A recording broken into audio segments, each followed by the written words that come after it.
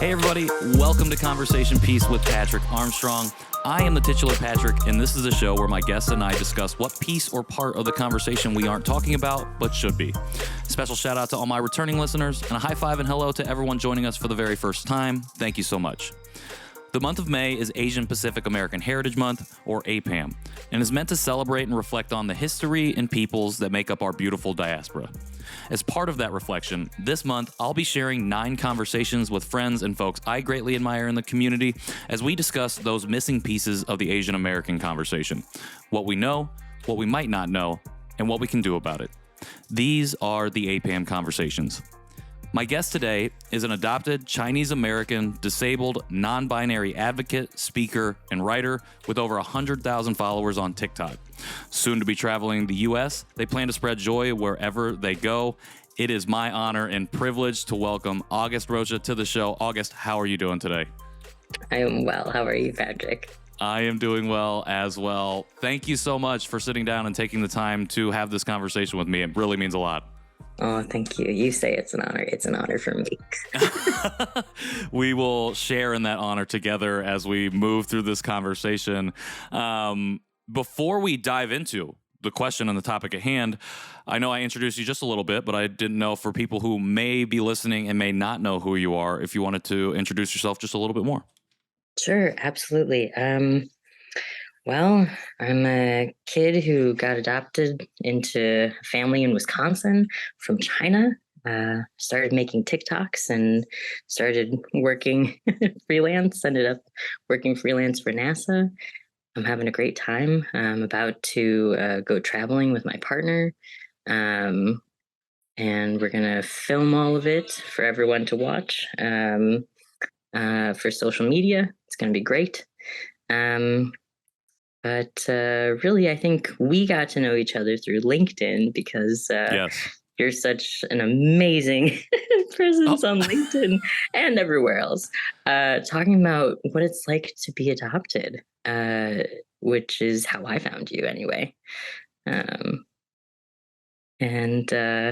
that's really what brings us together. And I'm so glad that we've become friends.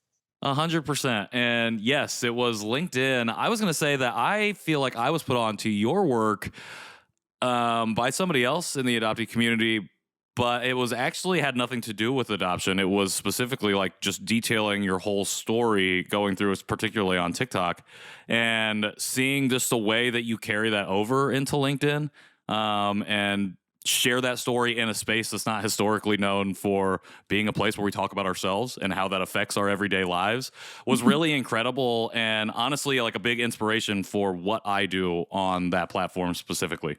I take a lot of inspiration from you and the work that you do and just the way that you share vulnerably, but also from this place of that lived experience that I don't have, and it really helps to shape and inform my worldview, and also inspires me to be able to have those types of tough conversations in a place that, you know, doesn't always seem to be welcoming to those types of things. So thank you for doing what you do and for being on this journey and sharing it with all of us. Oh, Patrick, thank you so much. That's so kind.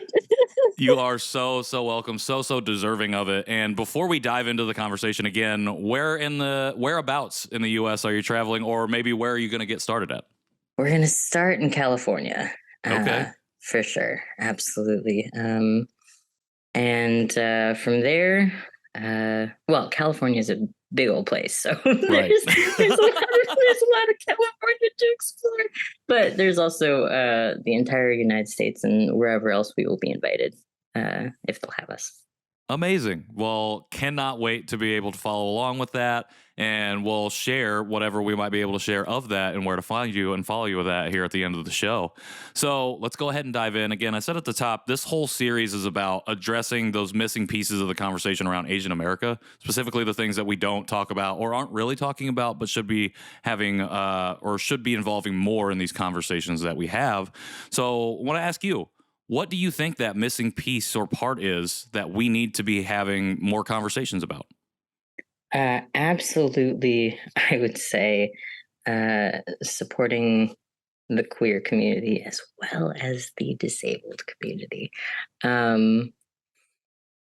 one of the things that I noticed when I started making TikToks and things Hmm. was there's not a ton of representation out there for people who are disabled and also maybe queer and Asian American. And it's like, we're out here. We are absolutely out here. It's just, where's the representation? Come on. So one of the things that I'm hoping to do is be that, if that makes sense. Yeah, that makes perfect sense. As somebody who sits at the intersection of all of those things, and not even considering the fact that you're adopted as well, but sits at the intersection of multiple identities, I think in a lot of conversations I've been having recently, it's like the more identities we inhabit, the more marginalized we can become, because it's like, how do we make space for all of that? We're just trying to see you as Asian, or I'm just trying to see you as adopted, or Mhm. whatever the case is. How have you found yourself navigating not only being at the intersection of all of these different things, but like you said, trying to uncover the places where representation actually exists for those communities that you come from? Great question. I would say for me, I had to get over a lot of ego and sort of bitterness that I had built up. You know, you know what it's like to be fucking bullied. Sorry, can Right. I say that? You you know what absolutely it's can. Uncensored, uncensored podcast. you know what it's like. You know what it's like to be, called terrible things and told terrible things and told that, mm, that you'll be alone forever and that no one will ever care for you or love you and that your life is pointless, all because of what your culture, where you come from, where your family comes from, where you were adopted from. Mm, Wild things. And so to not become bitter, I think that's a superpower. And frankly, I did not have that superpower, and I was so bitter for so long, and sometimes I'm still bitter about these things. But you can't always be bitter. You can't always be bitter about it. Otherwise, it'll eat you alive. Otherwise, you will start to see signs of yourself lashing out in ways that are just not who you are and not attached to any of the beautiful parts of you that should survive all of that stupidity and trauma. Um, and so I've done a lot of work to get rid of a lot of, I don't know, hatred and grumbliness towards other people that doesn't need to exist. Um, and I think that a lot of us do. A lot of mm, us have to in order to exist in the society, in order to carry on, because, you know, unfortunately, bullies live and grow up into adults uh, and can bully you at any age, at any mm. place, and, in the workplace. I know a lot of people listening to this know that. Um, and so to realize that all of that bullshit has nothing to do with you, has nothing to do with who you are and what makes you a beautiful, wonderful, whole person. Um,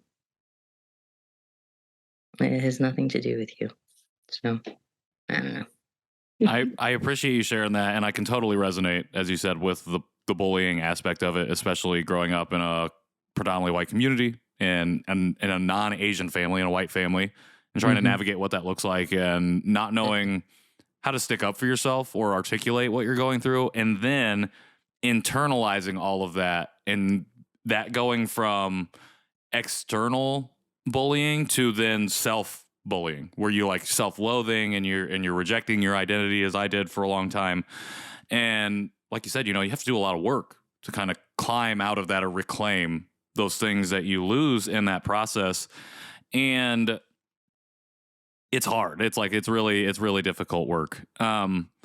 I guess my next question is a two-parter, specifically for our community. One, what advice or what would you share with someone who, like yourself, is going through this feeling of isolation, this feeling of not being enough, particularly as they sit at the intersection of multiple identities? And two, what would you say or how what would you share with our community, our Asian community that does not inhabit these identities, in terms of how do we need to be talking about these things more, making sure that we are including and highlighting these identities, these voices in the conversations that we're having? I'm going to start by saying that to anyone who's going through it in that way, that they're so angry and pent up with rage and hurt, and they don't know what to do with those feelings, specifically in our community. Uh, you're not alone. You're not. And I know that we're so encouraged to stay alone, that we're discouraged from, mental health care, that we're discouraged from asking for help in general, from Yes. friends and family. Yes. That we're discouraged from. Actually, a lot of times we're discouraged from making a sound because that way it would bring dishonor upon anyone we're related to. Right. But you're not alone. Oh my God, you're not alone. You're not even close to alone. Uh, there's so many people going through it in the same way that you are, and that is not to be invalidating. That is to be, that is to tell you that you are not the only one going through this, that you are not so isolated that no one will ever understand you, no one will ever love you, that is not true, that you're not just some fuck up. You're worth it, that your life has value, that you're more than this, all of this bullshit that's been put on you and all this anger, that you can heal from this, but there's hope. There's hope for you. That's what I would say. I love that. As for the other question, oh God, why is it so hard? Well, yeah, as I kind of just listened, there's so many things, societal factors against us. You know, not to mention, the ways we could be raised, especially, like you or I, adopted and Yeah. mostly PWIs and such. And man, I wish I had a nice solution for this. I wish I could tell you the answer that would just solve all of this. Well, where do we start, I guess? Yeah. That's what I was just thinking. I was like, man, if there are any adoptive parents watching, I'm serious.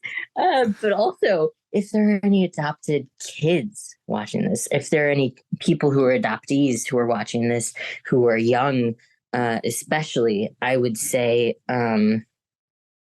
that your mental health so much, just as much, if not as much, if not more than your physical health, and that all of the feelings that you feel, being randomly triggered by what's it? What were you saying? Was it the Mandalorian, or was it the other show? Andor. That Andor. triggered Yes. something. Yes. Just like shit like that happens to us, and who do we have to talk about it? Each other. Sure. We have each other. When things happen to us that are hard to explain and hard to have other people understand, we have each other. And I guess I would repeat what I just said, which is that no one is alone in any of this, and that you can always ask for help. There's always community to be had. There are always people out there who are good. Um, and that there's hope. I don't know how to fix the problems that we have with people trying to tell us that our mental health is unimportant, or people, society telling us that we are, just stereotypes. Mm-hmm. But I guess what I'm trying to do is be that in my life, and I guess you Sure. can attest to this as well, that just by existing, by radically existing as we are, and being the people that we are, and being who we were meant to be, because it was so unexpected and so fought against by society, that, hey, look, we made it, we're here, Right. we exist. And that maybe by being on social media and maybe other stuff, we can inspire others to continue existing. 100%. I love the message of hope. I also love the idea of the importance of validation in our lived experience.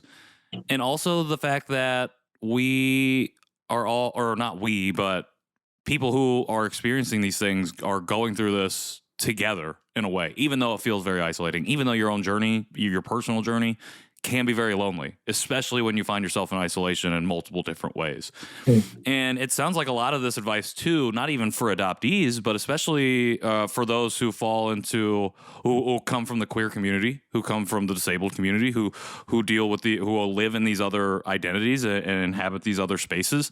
That they should be living that way as well, like living into their full truths. And I think that's really hard when the broader community of who we generally look like isn't willing to engage in that conversation. And it sounds like a lot of this starts with just seeing and listening to folks who have those lived experiences. Does that sound about right?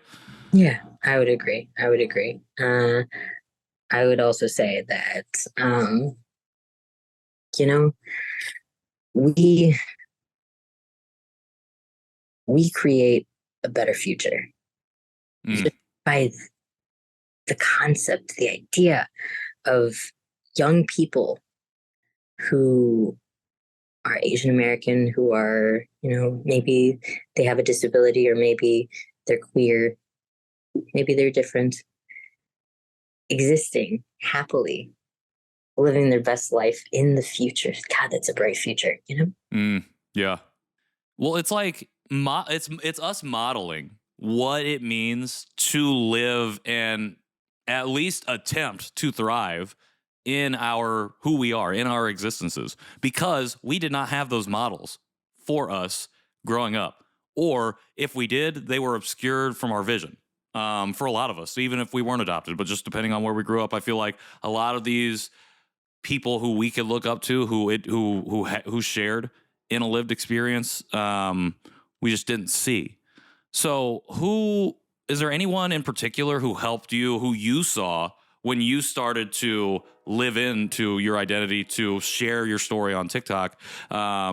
That really resonate, like their story, their message resonated with you, helped you do what you are now helping others to do.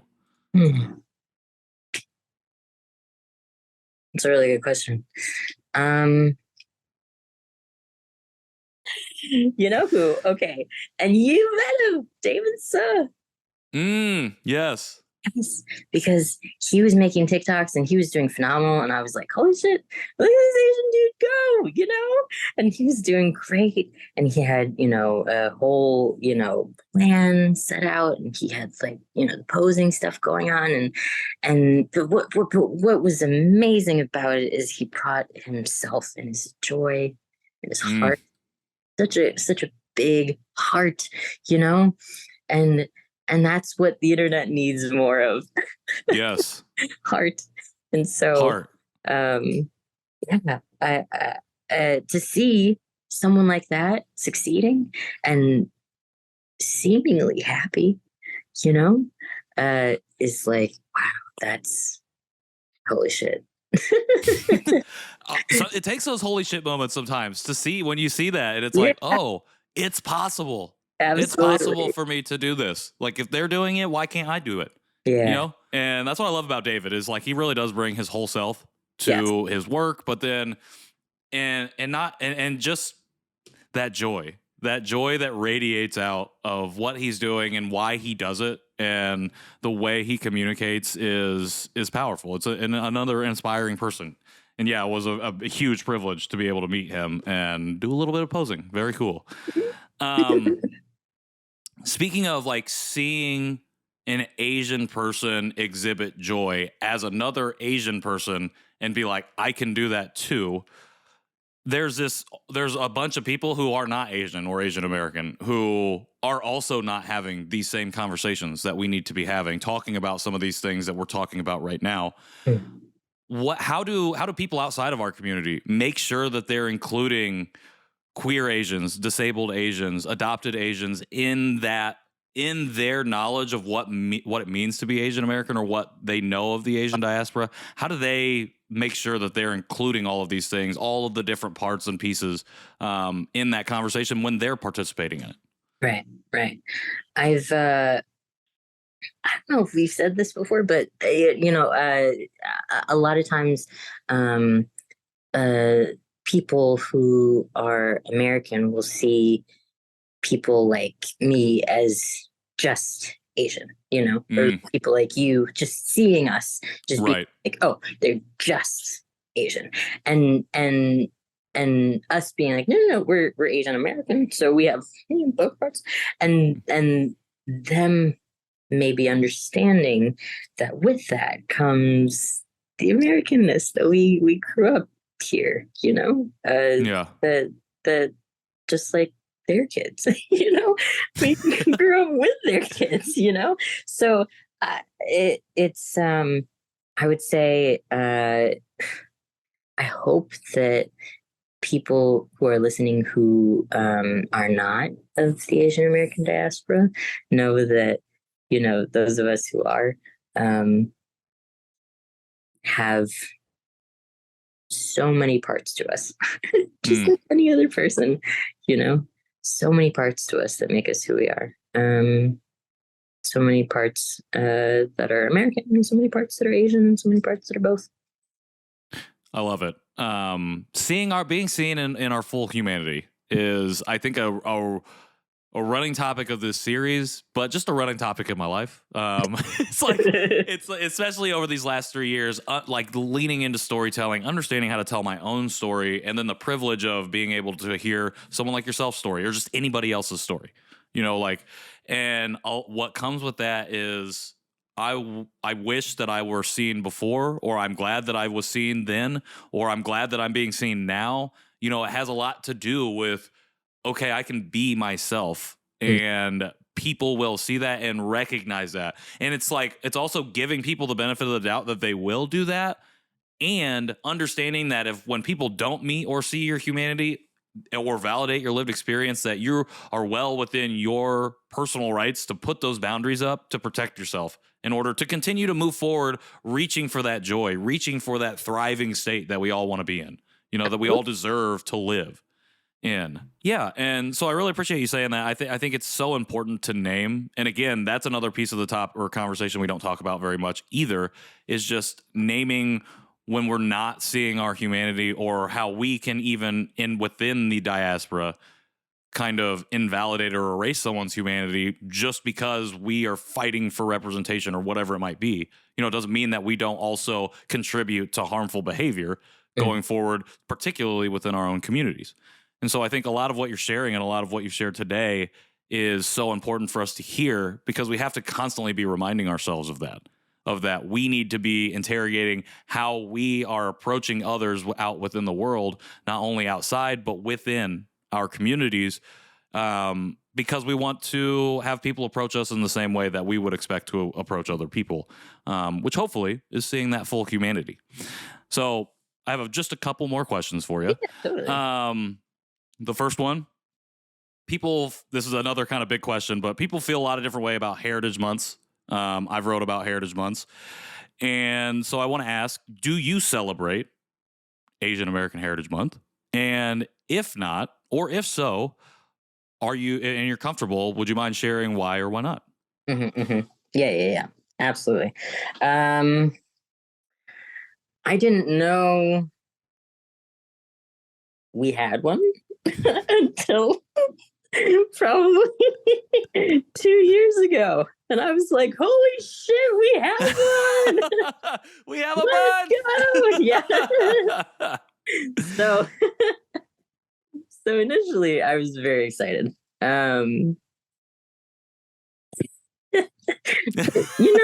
The thing is, I think the the concept gives a lot of hope to people who don't have hope. So I'm thinking of Mm, the kid in, who knows where, middle of nowhere, America, who's Asian American, and they don't have hope, and having a month to be like, oh wow, my life, maybe it kind of matters, or maybe my heritage isn't like the bane of my existence. Maybe it is yeah, something that's going to get me beat up every day when I'm an adult. maybe sure. maybe it's not, maybe it's not all that bad. Maybe it's something to be celebrated. So I see that side. Of course there's the other side. you know Right. um I that's kind of the spirit that I was celebrating in the past 2 years. This year, I don't know what's gonna happen. Sure. Well, I think we talked a lot of, you've talked a lot about mental health in this episode as well, and how important that Mhm, is, and how we're silenced into not talking about that. mhm, And May is also Mental Health Awareness Month as well. So I think that's an interesting intersection there for us as Asian Americans, especially going mhm, through as a collective the past 3 years of the pandemic, of trauma, like both physical and non-physical assaults on Asian bodies specifically, and thinking about how okay, it's okay to ask for rest. It's okay to be angry. It's also okay to go after the joys in your life and find that for yourself. Find that, I don't want to call it cocoon, but find that platform of safety. I guess I'll call it mhm, platform. mhm, That platform mhm, that you can step onto and feel like, okay, I'm here and I feel okay here, where you can address the things that you need to address with yourself, and then hopefully show back up as your full self when in the community, in whatever fight that you feel like is the one that you want to step into. mhm, And so I think it's important, and I think it that too shows the multiple truths, holds the multiple truths that a Heritage Month can hold, in that, yes, we should be able to celebrate us. And yes, we should be able to feel our own full humanity. And also, why are we siloed to just 1 month? Why are we not talking about these things in June and August and May, or wait, in April, whatever it might be, thinking about all these different things. So, again, appreciate all that you've been naming here in this conversation. And so, leading us to our very final question, how do our listeners and our audience support you moving forward?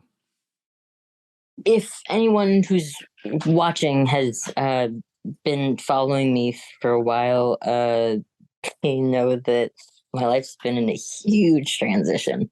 And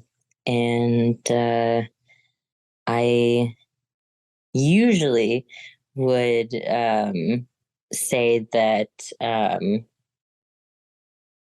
well, no, I think I will. I think I'll just say that I'm going to be going on a grand adventure, and um, it's uh, it's not just because it's going to be fun, but it's also because it's kind of out of necessity at this point.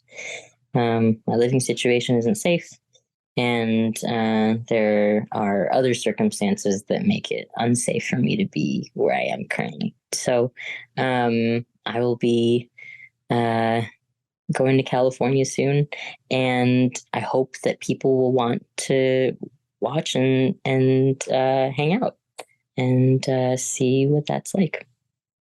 And for anybody who does not follow you currently, who is about to start following you, they're going to see that in the show notes. But can you let us know where specifically we can follow you at Sure. in this particular journey? Yeah, definitely. It's with love August on TikTok, with love _August on Instagram. Love it. Gotta ask, did the With Love August handle already taken on Instagram? Yeah. Dang it. I just realized that you don't have the underscore in the TikTok one. And I'm Right. like, the handles, the handle game. Well, I appreciate you sharing that, and I appreciate you sharing that with our listeners. For everybody out there, if you have the opportunity, if you resonated with anything that August has shared with us here, make sure you go and follow them, and support them as they go on this journey. It's going to be insightful, and it's going to be a chance for us to watch someone from our community do something, go on a grand adventure, and a chance for us to support them and the opportunities that they have going forward from here. So, August, thank you so much for sharing that. Thank you so much for sharing everything that you shared here on this episode, and for saying yes and being a part of this series, the APAHM Conversations. It really, really means a lot to me, and I know it means a lot to the people listening here, and I really, honestly can't thank you enough. Thanks, Patrick. You are awesome. You are awesome. And again, listeners, you can find links to everything that August and I talked about right here in the show notes. If you want to find and follow us on Instagram, you can do that at Conversation Podpiece. And if you feel so inclined to leave a rating or review on whatever podcast player you're currently listening to this on, we would greatly appreciate it. Lastly, if you are interested in supporting the show in any way, feel free to hop in my DMs or visit my website, patrickintheworld.me. Until next time, I'm Patrick Armstrong, and this has been Conversation Piece. Thanks, August.